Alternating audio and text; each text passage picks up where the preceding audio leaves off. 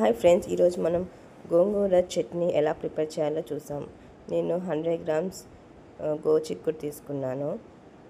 ఒలుచుకొని ఇంకా చూడండి, ప్యాన్ పెట్టుకొని గోచిక్కుడు చిన్న కాకుండా పెద్దగా ఒలుచుకొని పెట్టుకోండి. ఇంకా అలానే గోంగూర 250 గ్రామ్స్ అంటే కట్టలో సగం తీసుకోండి.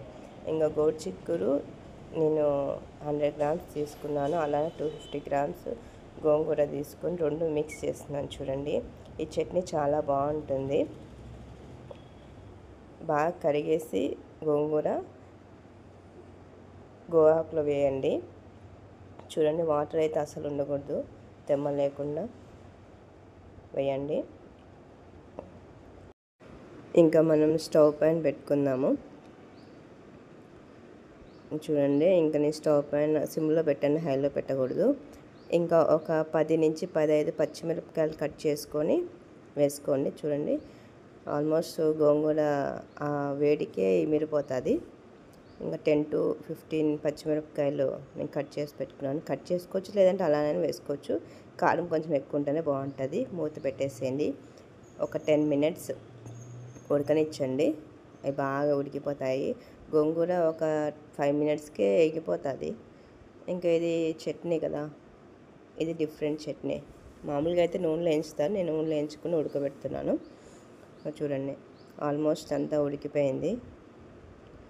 నేను మూత తీసాను కాబట్టి ఆ వేడి అనేది వస్తుంది. ఇంకా మనం ఈ చల్లార్చి పక్కన పెట్టుకోండి. రోట్లో దంచుకుందాం మనము.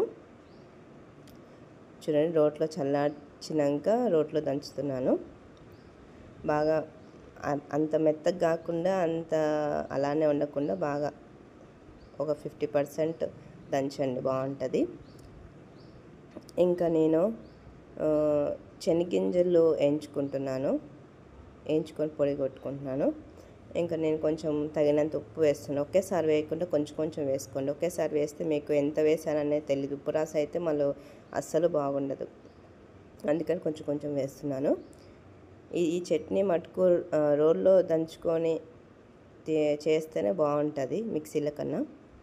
ఇంకెప్పుడు నేను శనగింజల పొడి వేస్తున్నాను. శనగింజలు వేయించుకొని పొట్టు తీసుకొని మిక్సీలో పొడి చేసుకోండి, బాగుంటుంది. ఎక్కువ మెత్తగా కాకుండా జస్ట్ బరకలాగా శనగింజలాగా చేసుకోండి. ఇంకా ఇప్పుడు బాగా నూరుకోండి.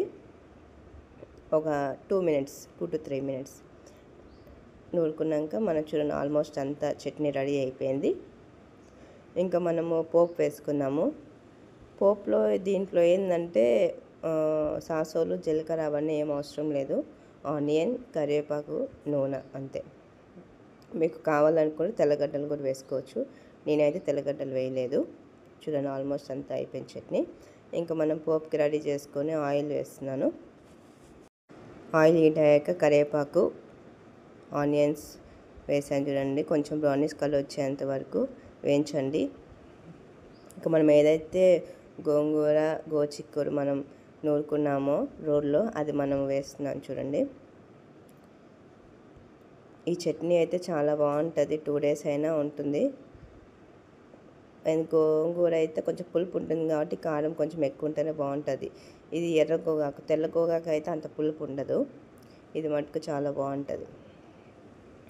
ఇలా ట్రై చేసి చూడండి. మీకు నచ్చితే మా ఛానల్ లైక్ చేయండి, సబ్స్క్రైబ్ చేయండి.